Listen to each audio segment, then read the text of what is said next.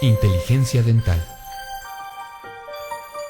El líder indiscutible y absoluto en educación dental a distancia en idioma castellano. Le da la más cordial bienvenida a esta conferencia grabada. Gracias a nuestros patrocinadores oficiales.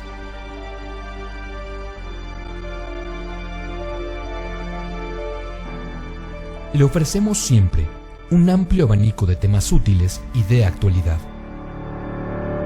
entregados con alta calidad, por excelentes conferencistas.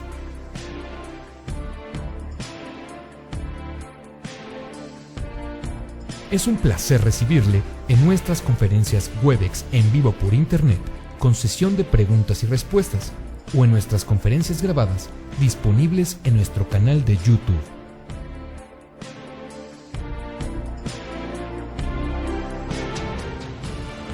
Sus sugerencias y comentarios son bienvenidos en promo@inteligenciadental.com. Por último, le invitamos a visitar nuestro website, en donde encontrará toda la información disponible: www.inteligenciadental.com. Que disfrute esta conferencia.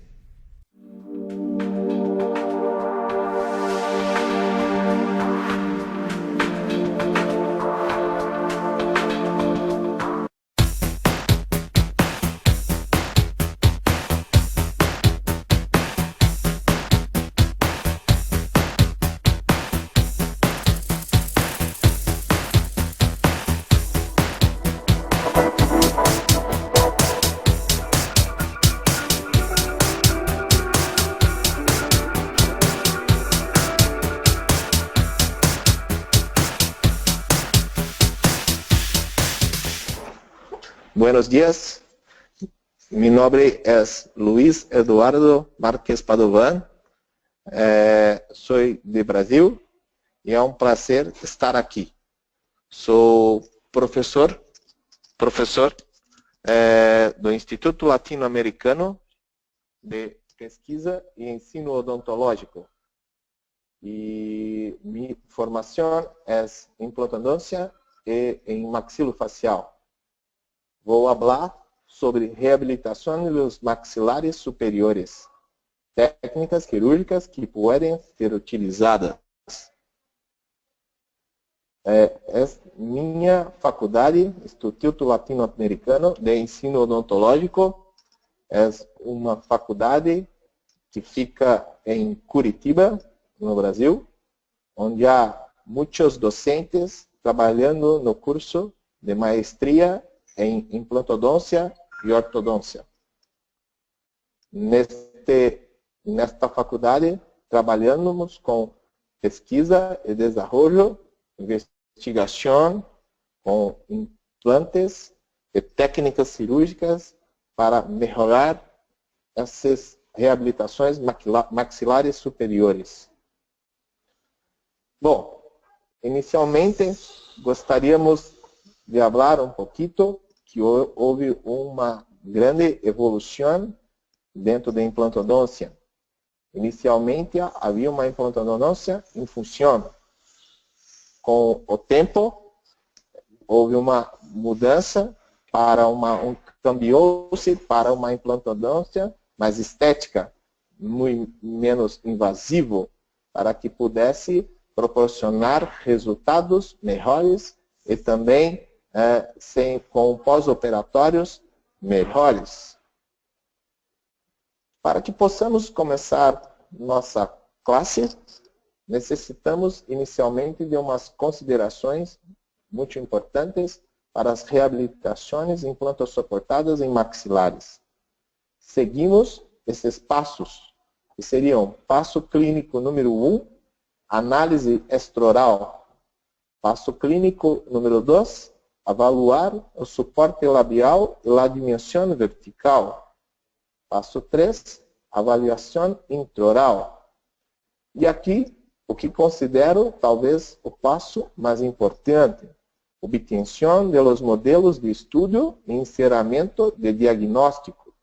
Com isto, conseguimos avaliação do inserimento diagnóstico para podermos identificarmos qual o tipo de próteses que podemos oferecer ao paciente, numa prótese fixa ou numa prótese híbrida.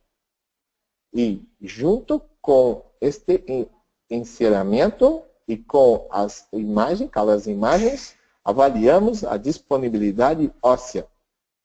A partir desta avaliação, conseguimos então selecionar a opção reabilitadora, que seria ou uma reabilitação dento-implanto suportada, que permite um perfil de emergência à semelhança do diente natural, ou uma dento-gengival, que estabelece proteticamente os dientes e tecidos de suporte perdidos. Então, podemos, junto com o nosso paciente, identificar qual tipo de opção reabilitadora. E aí, sabendo do tipo de opção, da quantidade de osso, podemos identificar qual é a técnica de instalação mais adequada. E aí, temos muitas técnicas.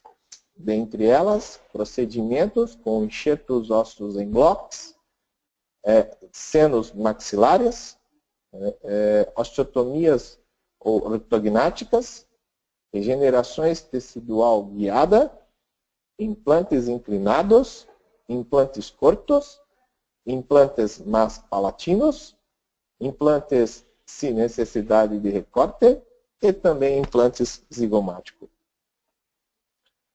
Muito do que vou falar está dentro deste livro que publicamos no ano passado, onde retrata muitos casos feitos dentro do Instituto Latino-Americano de Ensino Odontológico. Vamos iniciar por uma planificação através de uma classificação maxilar. Gosto muito deste autor, Desjardins, um trabalho de um desenvolvimento, uma investigação de 92, que classifica o maxilar em 4 condições. Condição 1 e condição 2 praticamente oferecem um reborde favorável com uma quantidade, uma disponibilidade óssea buena e muito favorável. Isto mostra como resultado final a entrega de uma prótese fixa ou uma prótese tipo protocolo ou híbrida. Nessa condição, muito bem para todos os dentistas, mas quando passamos adiante, há condições 3 e 4, onde o maxilar se apresenta com uma severa reabsorção. E aí, a relação antero-posterior, o maxilomandibular, se encontra razoável ou péssima, e a disponibilidade óssea também muito péssima. Nessas situações, podemos utilizar a manobras de prótese, como uma overdenture ou uma sobredentadura, reconstruções ósseas ou implantes zigomáticos. Então, essas são situações, condições muito mais complicadas que vamos falar nesta classe. Lembramos que as limitações anatômicas de maxilar são importantes. Quando há uma perda óssea muito grande, temos que avaliar a zona desta região onde vamos estar trabalhando. Então, no maxilar, temos uma zona anterior onde há um osso mais denso. Após a perda dos dientes, há uma reabsorção que nos obriga a instalar nossos implantes mais palatinos. Então, quando trabalhamos em maxilares atróficos, sabemos que o cirurgião vai instalar estes implantes mais palatinizados. Além disso, temos uma zona 2, que é uma zona onde é uma região posterior menos densa, de uma qualidade óssea muito pobre, e qualidade 3 e 4. Então, ao observar uma panorâmica, devemos identificar exatamente quanto há de osso, se há pouco, muito osso, e identificarmos a técnica, se vamos fazer seno-maxilar ou também trabalhar em osso zigomático ou com técnicas de reconstrução óssea. Então, começamos com um capítulo deste livro que já disse a vocês, onde há um capítulo das opções para em maxilas atróficas, o osso. Este é uma paciente muito jovem que inicialmente nos procurou para reabilitação e observamos, miren, há muito osso necessitando de um procedimento de cirurgia ortognática. Mas a paciente não quis, por ser um procedimento muito invasivo. Como há muito osso, olhamos esta imagem panorâmica, observando que há dientes buenos e outros males.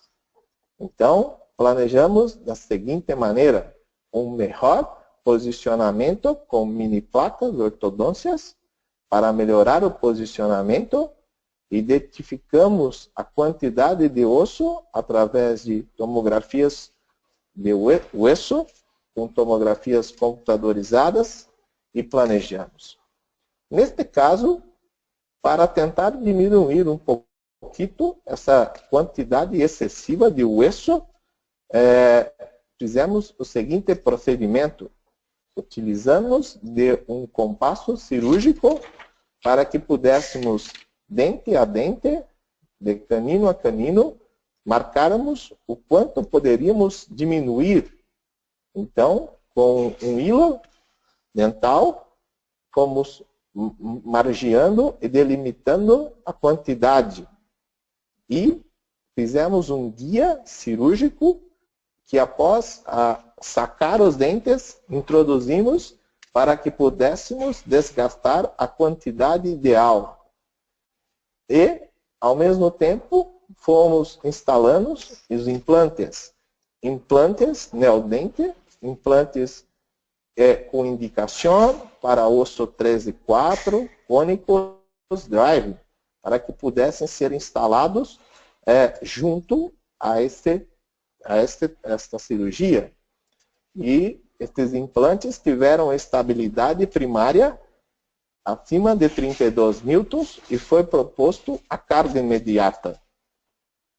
Então, mirem, instalamos 5 implantes anteriores, 3 posteriores, para que possamos resolver da seguinte maneira. Na região posterior, instalamos mini pilares e na porção anterior, munhão universal. Colocamos os postes de moldagem para munhão e os parafusos de moldagem. Moldamos e confeccionamos próteses provisórias e planejamos uma prótese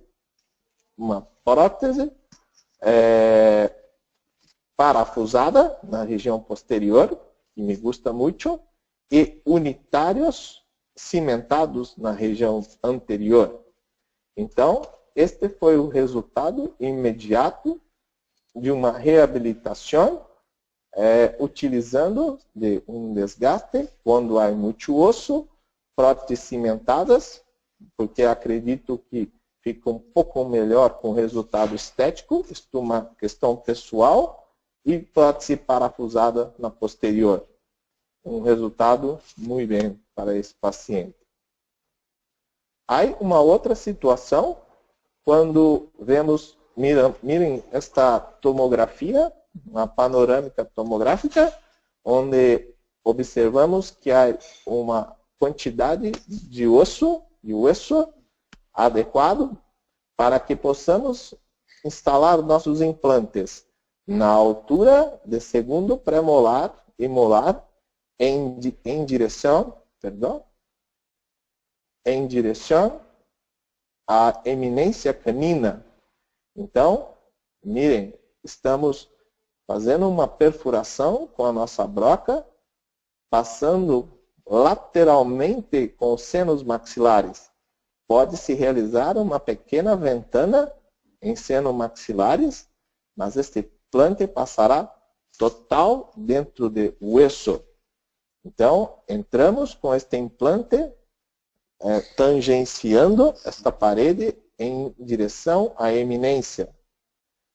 Este implante, um implante Cone-Morse, foi instalado de ambos os lados, esteve com estabilidade primária acima de 45 newtons e foram instalados mais 4 implantes e também com estabilidade acima de 40 newtons e então já fizemos moldagem, transferência, registro para a confecção de uma prótese híbrida em carga imediata. Mire o resultado de saída de prótese, um resultado muito bem, sem cantilever, um resultado muito bem. Hoje, utilizamos muito a técnica Wall-on-4, a técnica com 4 implantes, utilizado também para maxilares superiores. Neste caso, segue o mesmo que falei anteriormente. Podemos colocar implantes inclinados, tangenciando o seno maxilar em direção à eminência. São implantes muito longos, largos, 19, 21 milímetros, e na região anterior, implantes de 11, 13 milímetros. Houve estabilidade, postes, moldagem, carga imediata. Então, este é o resultado também dos implantes com a técnica Wall-on-4, que trabalhamos, nestes casos também, uma outra opção de reabilitação de maxilar superiores. Mas, as situações que necessitam de opções de tratamento, como enxertos ósseos em bloco. Neste caso, temos um enxerto ósseo autógeno intraoral. Sabemos que as indicações das cirurgias reconstrutoras seriam possibilitar a inserção de los implantes baseada na prótese em um rebordo onde não existe hueso residual adequado. Otimizar o resultado estético, funcional, mecânico e melhorar a estética facial. Nas investigações mostram que o melhor osso deve ter propriedades de osteogênese, osteoindução e osteocondução. São importantes para o nosso resultado. Solamente o osso autógeno é uma excelente opção que tem as 3 propriedades osteogênicas, osteoindutoras e osteocondutoras. Ele tem características idênticas ao do osso perdido e tem menor risco de transmissão de enfermidades. Então, o osso autógeno possui essas 3 propriedades: osteogênese, que permite, então,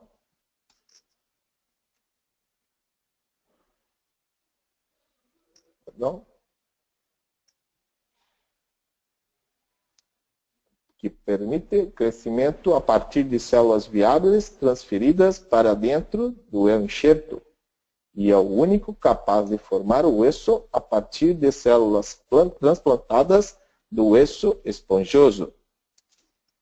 Outra seria a osteoindução, que envolve a nova formação do osso a partir de células progenitoras derivadas de células mesenquimais primitivas sob a influência de um ou mais agentes indutores proviene de las matrices óseas. A grande responsável era uma proteína chamada BMP, proteína morfogenética, responsável por esta osteoindução.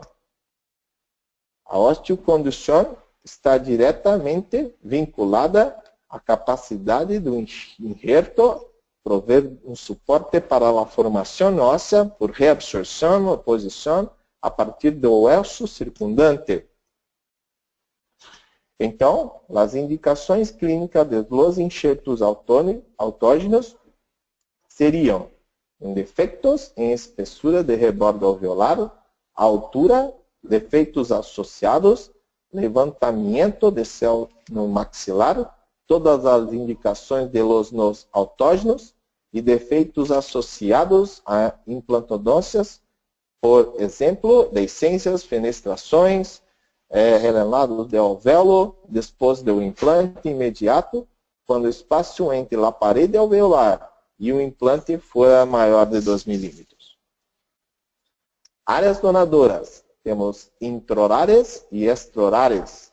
Áreas extraorárias são áreas que hoje trabalhamos muito pouco, porque são áreas muito invasivas e com um pós-operatório muito grande, muito agressivo, com uma grande morbidade no local. Então, hoje, não trabalhamos muito mais com estas áreas donadoras extraorais. Gostamos muito de trabalhar com áreas intraorárias, dentre elas mentol, tuberosidade, pilar canino, paladar, tórax mandibular ou palatino e espinha nasal anterior. A mim me gusta mais trabalhar sempre com mentol, ramo e corpo mandibular e tuberosidade maxilar. Quais as vantagens desses intraorários? Cirurgia em ambiente ambulatório, anestesia local, oxidação endovenosa, facilidade de obtenção, custo e proximidade da área donadora com o leixo receptor. Menor morbidade em relação aos enxertos extraorários. E a desvantagem, quantidade de material enxerto disponível, tempo de convalência, edema, parestesia e medicamentos. Podemos utilizar as formas de utilização, bloco ou partículas. E apresentação de los enxertos corticales, esponjosos ou cortico-esponjosos, sendo que os corticales são os melhores, porque apresentam menor vascularização, pequena vascularização, enquanto o medular apresenta intensa vascularização. O importante é a seleção da área donadora. Deve considerar fatores relacionados à disponibilidade tecidual, morbidade quirúrgica, expectativa do paciente e benefício clínico esperado. Então, as considerações finais. Fatores clínicos determinantes para o êxito da técnica seriam perfeito diagnóstico, estabilidade do enxerto com bons tornilhos, manipulação do tecido blando para o fechamento adequado deste enxerto, sutura, bioengenharia dos implantes e protocolo pré e pós-cirúrgico. Fizemos muito isso, utilizando de enxertos extraorais para grandes reconstruções maxilares. Este é um enxerto de crista ilíaca, onde trabalhamos com adaptação e fixação desses enxertos. O grande segredo seria cortá-los, adaptá-los da melhor possível para não ficar gap entre a área remanescente e a área e o enxerto ósseo. Além disso, outros cuidados, como perfurações do bloco para melhorar vascularização e manobras de descorticalização no osso remanescente ajudam muito nessa integração. Outra coisa muito importante é o manejo com os tecidos blandos, porque é através desse tecido, no caso aqui, tecido labial superior, que vamos vamos cerrar este enxerto. Então, devemos liberar, dilucionar esse tecido através do periósteo para o recobrimento de toda a ferida. Depois, o grande problema é que quando fazemos esta técnica, perdemos o fundo de vestíbulo. Isto dificulta muito a utilização de uma prótese no pós-operatório. Então, 2 meses depois necessita-se de uma cirurgia de supoplastia pela técnica de Clark, 2 milímetros adiante, solamente em mucosa, para que esse tecido possa ser cerrado em sua porção apical e deixe toda essa região cicatrizar por segunda intenção. E aí, devolver novamente o vestíbulo necessário para uma boa adaptação desta prótese.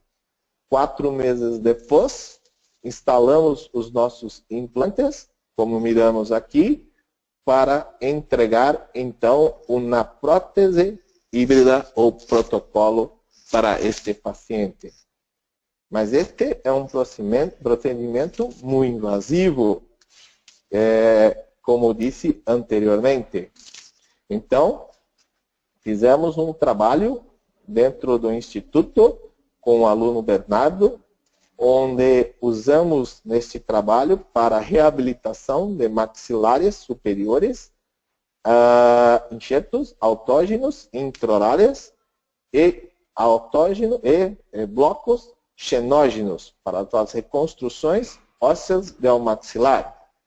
Então, mirem, estamos vendo uma imagem panorâmica onde podemos ver que há uma quantidade de osso em altura, mas não há osso em espessura. Há muito pouco osso, não dá para se pôr implantes. Então, necessita de muito mais osso para podermos permitir um adequado posicionamento de nossos implantes. Então, através de um procedimento realizado em ambiente ambulatorial, fazemos um levantamento de seno maxilar, como estamos mirando aqui, e utilizamos de osso aloplástico, bone cerâmica, para ganharmos o osso na região posterior, como estamos vendo em diapositivas, e recobrimos com membranas de colágeno para a proteção desse novo osso. Cerramos com sutura e na região anterior observamos pouquita espessura, onde colocamos então um enxerto removido de região de corpo mandibular. Então, através deste corpo mandibular, removemos um bloco e depois de cerrado, fixamos este bloco com tornilhos para uma perfeita adaptação e ganho de volume. Mas também utilizamos os blocos xenógenos, que são blocos que no Brasil permitem ser parafusados, então, atornilizados. Então, utilizamos também para para ter um ganho maior em espessura. E aproveitamos para depois recobrir novamente com o demais biomaterial aloplástico. Cerramos a ferida, suturamos e aguardamos por lá 6 meses. 6 meses depois, podemos observar em tomografia que conseguimos uma grande quantidade óssea em altura, em senos maxilares, em espessura na região anterior de maxilares, já mostrando a possibilidade de instalação dos nossos implantes. Clinicamente, já observamos um ganho, um volume maior, para que possamos, então, planejarmos a instalação de nossos implantes.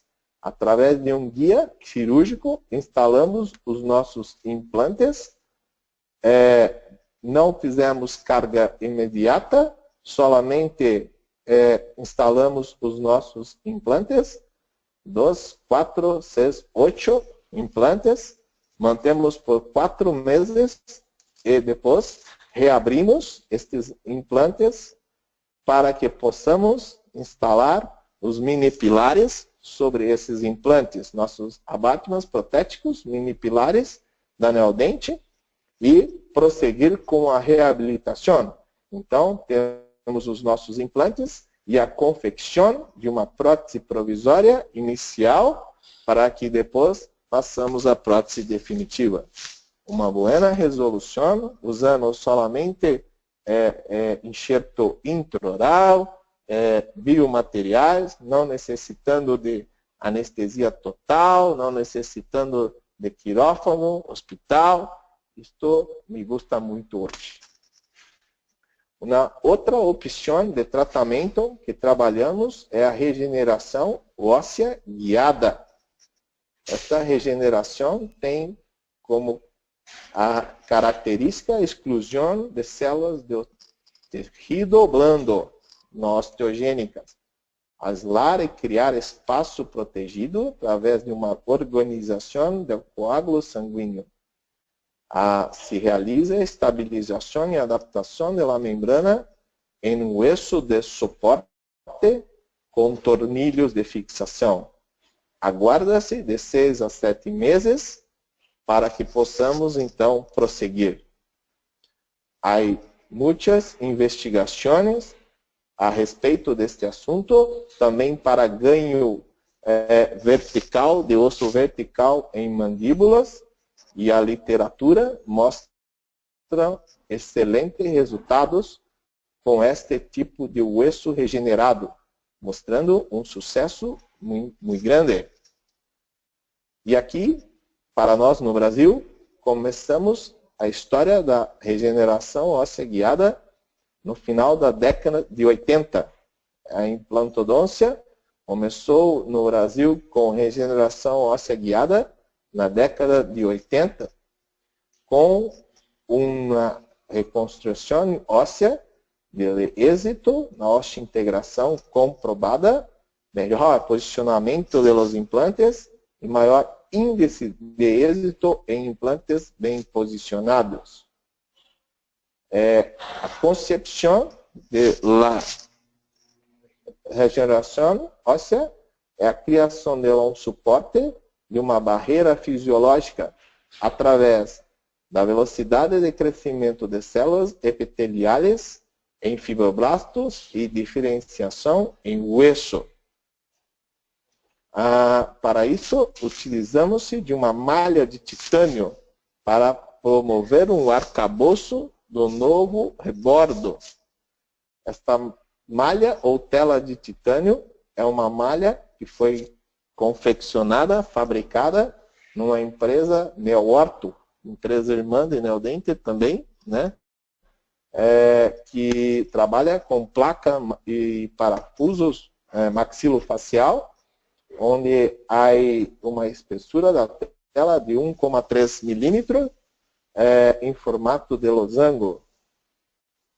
As considerações clínicas das malhas de titânio é que elas não podem ter micromovimentos e oferecerem um suporte físico estável para promover uma vascularização eficiente. O grande prejuízo é a exposição dessa tela. Então, para evitarmos que não haja essa exposição dos tecidos, devemos ter a passividade de tecido blando para ser o cierre primário, é um dos pontos mais importantes na cirurgia, diminuindo assim as possibilidades de descenso de la herida.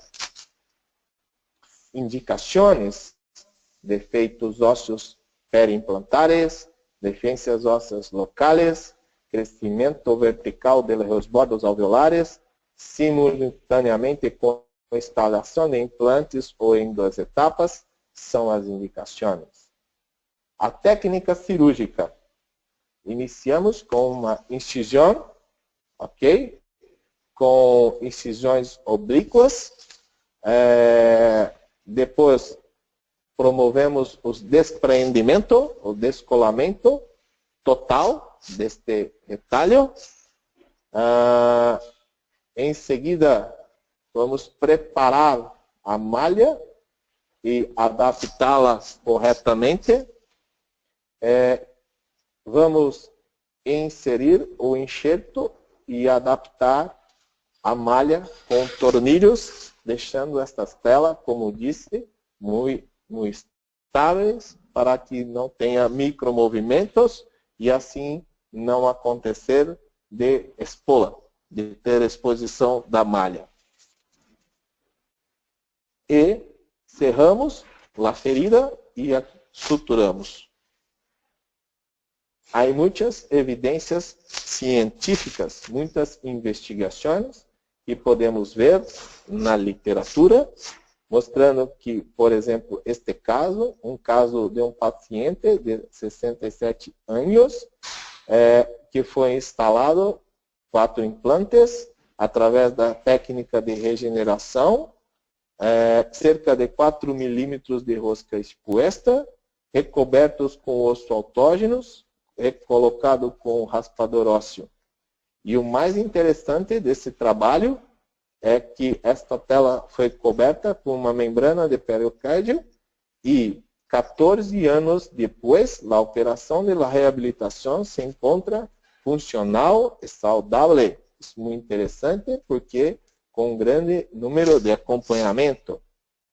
Esta outra evidência, muito importante também, porque foi feita a colocação de implante simultaneamente com a tela, usando o osso xenógeno mais autógeno em 226 pacientes, 296 malhas, 514 implantes instalados. É uma quantidade muito grande de malha, de implantes. Então, um trabalho muito interessante. E ao final do trabalho, podemos identificar que houve um resultado de sucesso de 94,68%. É muito grande.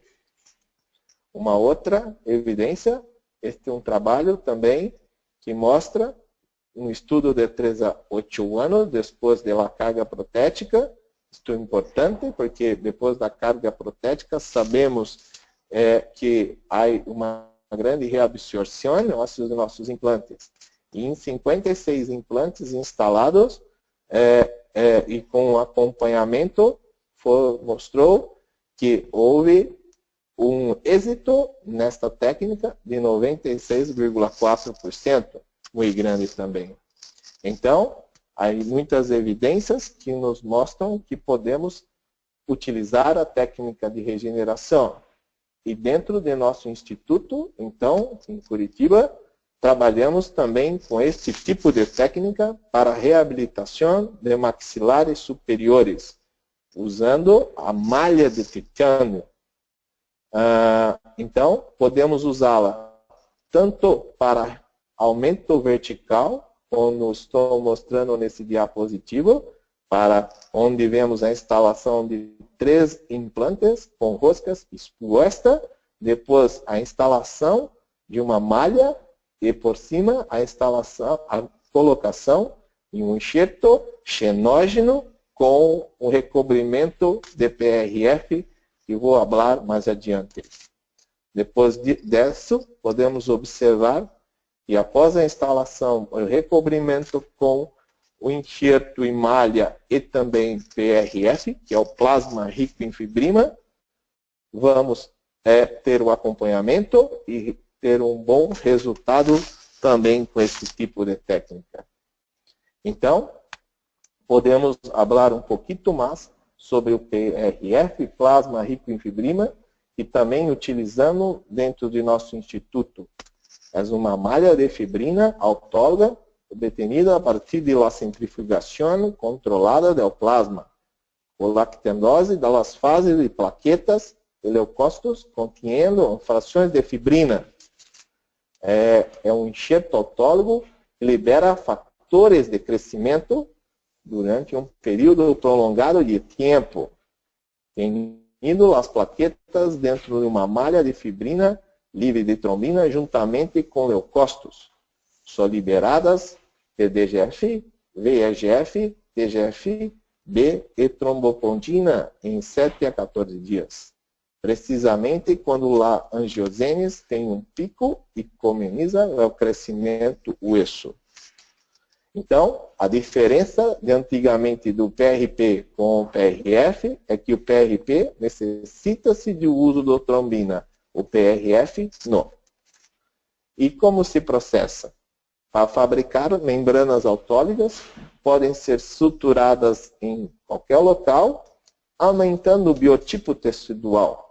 Então, são feitas membranas autólogas coletadas do próprio paciente através de uma centrifugação e através de um preparo. E podem ser utilizadas em nosso paciente. Gosto muito hoje deste tipo de técnica. Um outro tratamento seria levantamento de seno maxilar. Um tratamento muito consagrado, de prognóstico muito favorável, para situações onde não há osso na região posterior do maxilar. Aqui classificamos que a quantidade remanescente de alveolar, de rebordo alveolar, é muito importante. E dividimos em 4 condições. Condição 1, quando há osso com 11 milímetros. Então, pode-se pôr implantes convencionais. Condição 2 é quando o rebordo remanescente tem de 8 a 9 milímetros. Aí, usamos uma técnica transalveolar. Condição 3 e 4, 3 é quando fazemos uma ventana e já instalando nossos implantes. E condição 4, quando o remanescente alveolar for menor que 4 milímetros, onde apenas fazemos uma ventana, colocamos nossos enxertos, aguardamos por 6 a 8 meses para a posterior instalação dos nossos implantes. Então, nesta condição 2, quando temos 8, 9, podemos trabalhar com a técnica transalveolar, onde basicamente fazemos acessos via approaches, via alveolar, com brocas, e para adentrar dentro do seno maxilar, utilizamos de instrumento chamado osteótomos de Summer. E podemos, então, ir alargando e elevando essa membrana para colocar um enxerto osso, que pode ser um aloplástico, um xenógeno, um autógeno, e imediatamente a instalação de nosso implante. Como vemos nessas figuras, podemos então fazer isto numa maxila total, onde podemos, através da técnica de Summer, instalar todos os nossos implantes sem necessidade de invadir senos maxilar. Uma outra técnica muito utilizada é a técnica de ventana lateral, para a condição 3, quando possibilita-se a instalação de implantes ao mesmo tempo, ou condição 4. Neste caso, temos que realizar uma ventana com uma fresa diamantada, com intensa refrigeração, soro fisiológico, e a partir da abertura da ventana, utilizamos de curetas de seno maxilar para elevação de membrana de seno. Após a elevação de membrana, podemos usar um biomaterial para esse aumento e, se for na condição 3, já podemos instalar o nosso implante simultaneamente.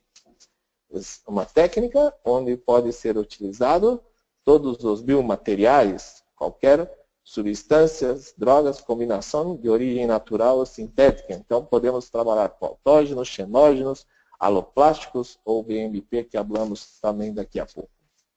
São indicados para várias situações, defeitos periodontais, regiões de exodôncias, vacios ósseos ao redor do implante, decorrente de enfermidades periimplantares, causados pela remoção de implantes, levantamento de senos maxilares, aumento de rebordos estéticos, cavidades resultantes de tumores, defeitos resultantes de traumas e outros. Então, basicamente, seria a elevação de senos e a introdução de um biomaterial, como vemos nessas figuras de animação, onde se, mirem, abre-se uma janela, uma ventana, perdão, e com cureta de senos levanta-se essa membrana e se introduz, como aqui um biomaterial, se introduz este biomaterial no interior de senos maxilares.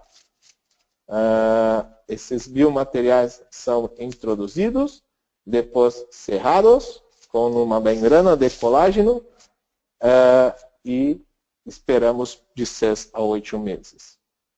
Há alguns tipos de complicações nessa técnica que gostaria de destacar, que, por exemplo, quando há a perfuração da membrana, uma das técnicas para se corrigir esta complicação seria o uso de membranas de colágeno.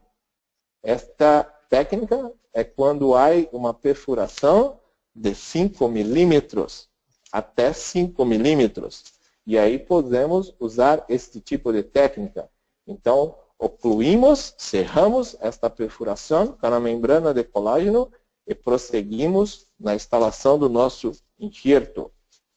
Podemos, como estamos mirando aqui, uma perfuração onde foi ocluído com uma membrana e em seguida um novo osso foi colocado e vedando também com a outra membrana, uma membrana aqui de PRF. Uma outra técnica, em caso de perfuração, seria a técnica da sutura, cerrar com sutura. Neste caso, fazemos uma perfuração superior da parede da ventana e com um fio 6,0 e castroveja, porta-agulha, um hilo 6.0, um castroveja, cerramos esta perfuração. É um pouco mais complicada, mas também uma outra opção. Como vemos, neste caso, há uma perfuração maior, nós fizemos uma fresagem com uma broca e passamos um fio para cerrar esta comunicação. Uma outra técnica que pode ser usada em complicações maiores de perfuração de membrana de senos seria o enxerto em bloco. Uma técnica um pouquinho mais difícil, porque tem que se parafusar, usar um tornilho para fixar este bloco. Puedes usar enxertos intraorais ou enxertos xenógenos. Este caso é um caso onde houve uma grande perfuração e usamos um enxerto em bloco para que pudéssemos utilizar. Há uma grande dificuldade de fixação desse enxerto, principalmente via alveolar. É mais fácil fixar este tornillo via na diagonal. Ok? Temos um trabalho dentro do Instituto utilizando bloco xenógeno. Então, este é um trabalho também realizado por meu aluno Bernardo, onde, neste caso, há necessidade de um enxerto, enxerto osso, então um levantamento de senos maxilar. Observe na tomografia, pouquita quantidade de osso existente. Então, optamos em abrir a ventana com curetas de seios, elevamos a membrana de senos, utilizando-se um material xenógeno, usamos este bloco. Só que este bloco necessita ficar muito bem adaptado e também muito bem parafusado. Então, é necessário um tornilho, um parafuso da anel dente com cabeça estendida para uma correta fixação. Cerramos, suturamos, aguardamos por 6 meses e observem neste raio-x panorâmico uma quantidade boa e na tomografia um grande ganho multiosso. Aproveitamos este momento na hora da instalação dos implantes e da remoção de tornilho para se realizar uma biópsia para podermos ver a qualidade deste novo osso. E nesse novo osso podemos ver para essas imagens histológicas mostrando características adequadas de novo osso e bom para implantodontia. Aí outra técnica mais recente, onde podemos usar uma técnica diferente, que é a técnica chamada bone ring. É um anel, um anel ósseo, anilho, né? É uma técnica quando há uma perfuração, anilho ósseo, né? Bone ring, onde quando há uma perfuração, podemos fazer com uma broca trefina em mentol, uma confecção do implante e em seguida preparamos esta fixação, removemos o osso do mentol com a fixação já preparada anteriormente e levamos ao seio no maxilar. E colocamos imediatamente implante e o osso simultaneamente. É uma técnica que está sendo também muito aplicada hoje no Brasil. Mas aplicamos esta nova técnica principalmente quando há esse tipo de complicação. Um outro recurso no Brasil que estamos trabalhando é a BMP, que é a proteína morfogenética. Existem 20 tipos, mas trabalhamos com a BMP2. Esta BMP2 é também uma técnica, um fator de crescimento que pode ajudar para as reconstruções ósseas e evitar o uso de osso xenógeno, aloplástico ou autógeno ou lá mesmo de banco de ossos. Isto apareceu em 1965, onde Wüst observou a propriedade regeneradora e descreveu as propriedades de osteoindução. Basicamente, é através da estimulação das células mesenquimais e a estimulação e diferenciação em osteoblastos. Ela tem indicações em defeitos alveolares, levantamento de senos, defeitos de rebordo alveolar, sequelas de fratura, sequelas de tumores e pacientes fissurados. São contraindicações em menores de 18, áreas infectadas, gestantes, imunodeprimidos, hipersensibilidades ao RH-BMP2. Então, basicamente, a técnica seria em defeitos, uma abertura de retalho através de incisão, desprendimento, preparo deste material e a instalação no local desta nova esponja. Se prepara 20 minutos antes e se coloca. E se pode instalar também dentro de senos maxilares.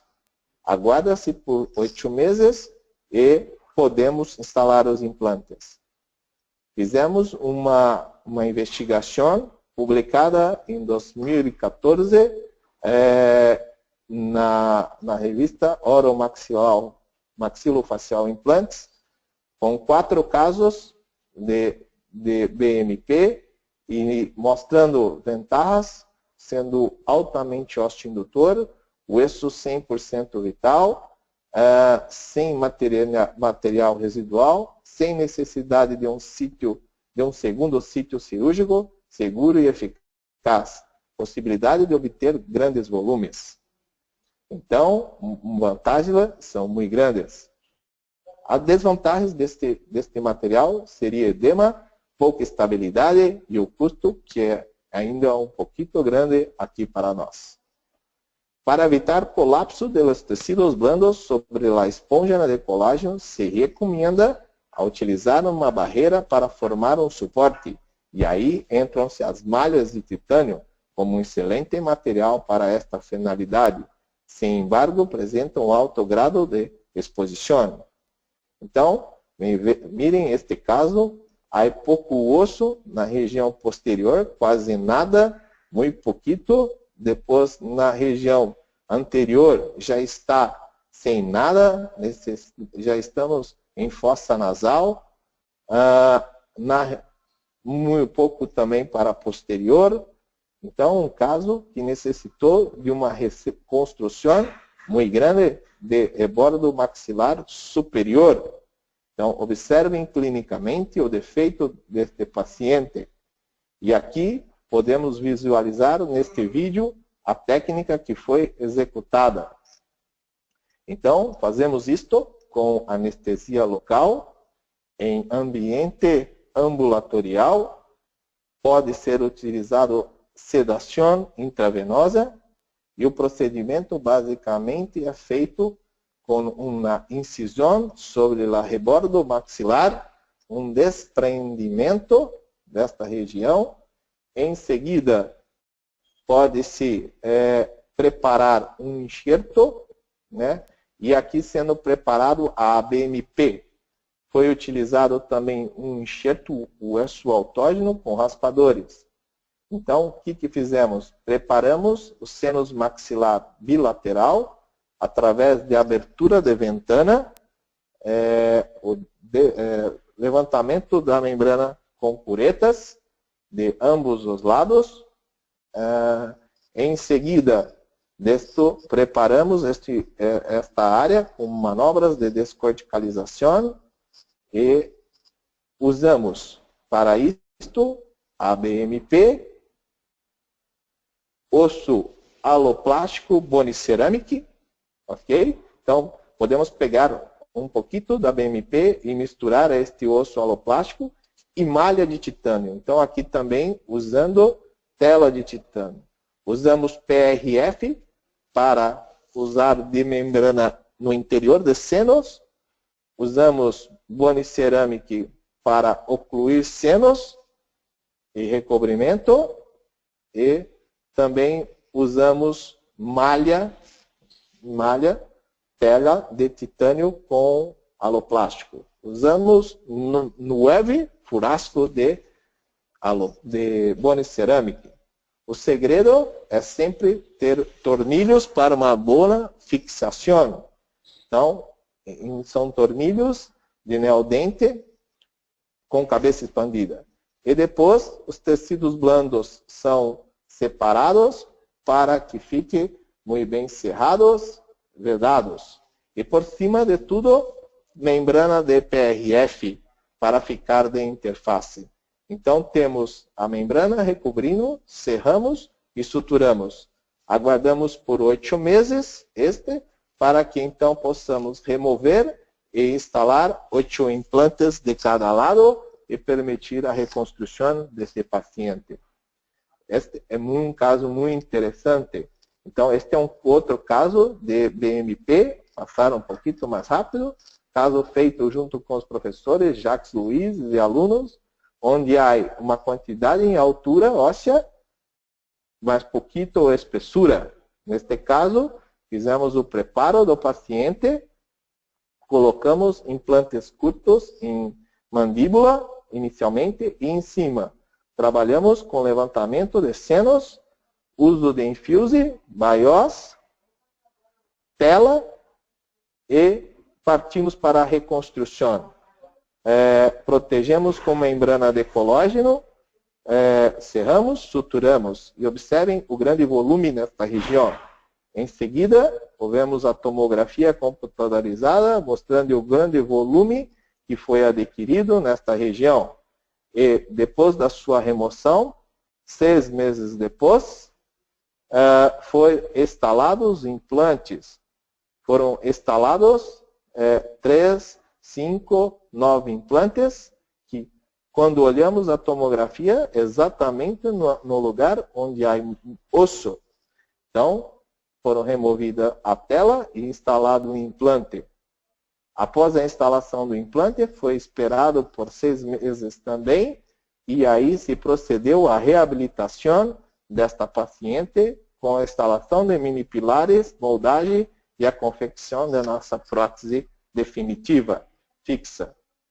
Esta última é a fixação zigomática, que gosto muito, também tem um livro a esse respeito, que pode ser usado em casos de grande deficiência, e pode ser por sequelas de traumas, por inúmeros procedimentos cirúrgicos que não tiveram êxitos, fracassos, né, pacientes que não lograram fracasso em outros procedimentos de reconstrução óssea, pacientes com extensão alveolar aos senos maxilares ou indicações relativas. Esta é a primeira paciente, em 95, que tive o prazer de assistir à cirurgia, que apresentava este defeito ósseo muito grande. Este paciente foi operado em Bauru, uma cidade do Brasil, onde vive, operado pelo professor Branemar, que aqui estou eu, observando pela primeira vez a técnica, utilizando este implante. A partir daí, da reabilitação, começamos um intenso trabalho na reabilitação com estes implantes, que me gusta muito. Trabalhamos muito na indicação desses pacientes também fissurados, que permitem reabilitações sem enxertos ossos. Isto me oferece bastante segurança. Em pacientes também que se perdeu muito osso com implantes antigos justa-ósseo, que não há nada de osso, onde pudes colocar 3 zigomáticos de cada lado e reabilitações completas, possibilitando uma reabilitação com mais de 10 anos. Este é um caso que está publicado também no Journal Oral Implantology de 2015. Este é um caso de uma paciente muito jovem, também com grande deficiência, que instalamos implantes e conseguimos reabilitá-la sem necessidade de osso, usando implantes zigomáticos. Então, uma técnica muito interessante. Outro artigo de implante zigomático, publicado também no Oral Maxillofacial Surgery de 2012, mostrando a satisfação, a evaluação e a satisfação desses pacientes. E por fim, esta última, rapidamente, que você pode dispor, que seria a cirurgia ortognática. São pacientes com grandes defeitos e podemos associar técnicas de expansão maxilares com implantes de disjunção maxilar para ganho maxilar, como foi feito aqui, esta paciente que tem desdentado total. Instalei os implantes e com disjuntores fiz a reabertura deste palato.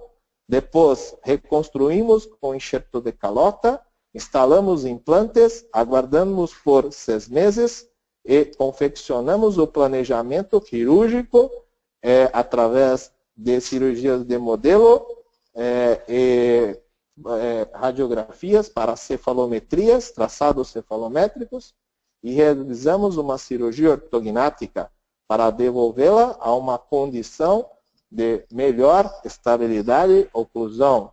Então, é uma outra e última opção que gostaria de falar contigo, que pode ser utilizada em pacientes com grande defeito osso. Tudo que falei aqui estão nesses 3 livros que fui autor: Carga Imediata, Fixação Zigomática e Reabilitação Orais. Este é meu e-mail para qualquer dúvida e graças por a atenção. Obrigado.